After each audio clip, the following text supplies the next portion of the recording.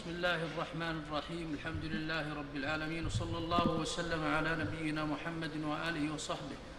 أسأل الله جل وعلا لي ولكم القبول.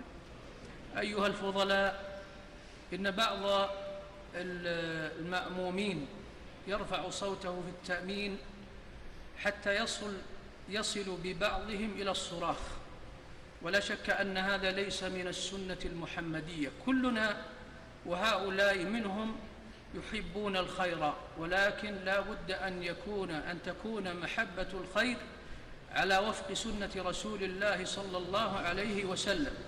فمن أسباب استجابة الدعاء أن يكون بصوت خافت فيه تضرع وتذلل لله جل وعلا. وقد ذكر بعض أهل العلم أن من الاعتداء في الدعاء الصراخ ورفع الصوت، وذلك يدل عليه كتاب الله وسنة رسوله صلى الله عليه وسلم.